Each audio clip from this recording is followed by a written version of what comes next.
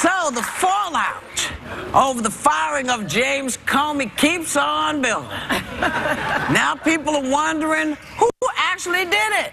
Because the White House says it came from the Deputy Attorney General, Rod Rosenstein, but reportedly, he's so mad that they're trying to pin it on him, he almost resigned. What the hell?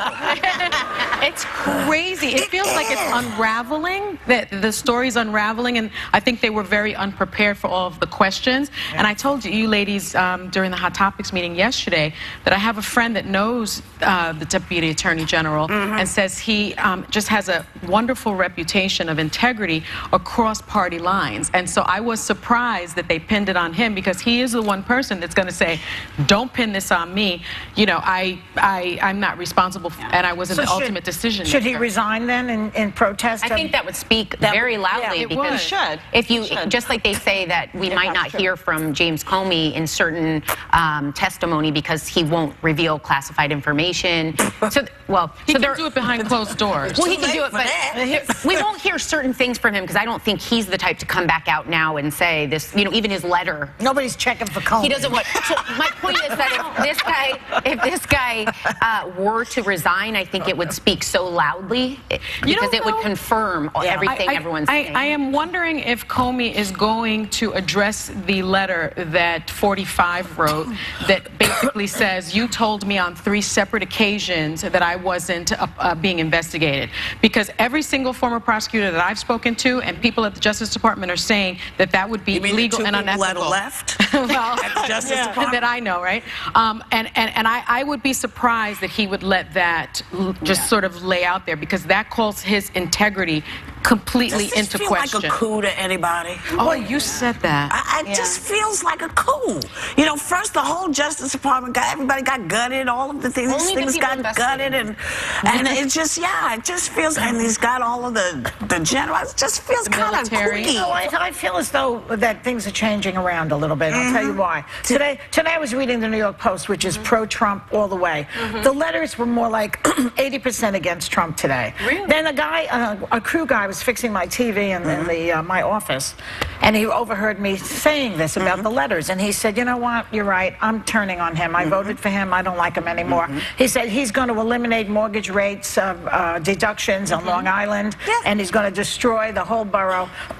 He said, I don't like him anymore. Then I see a thing on, then I see a thing on CNN where they talk about Iowa voters in that district that loves him. I'm not so sure about him anymore. Well, talk about this picture that you saw. And then this morning in the New York Times, there's a picture which we have to show you, where Trump is basically in the Oval Office. Can we get that shot? We have it?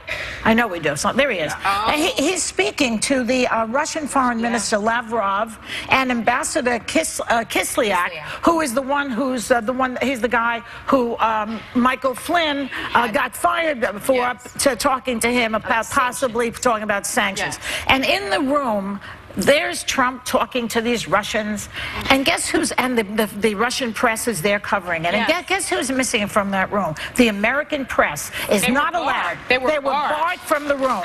Okay? So all I'm saying in this lengthy speech, which I hate to give, is that this is treason to me. This is un-American, unpatriotic.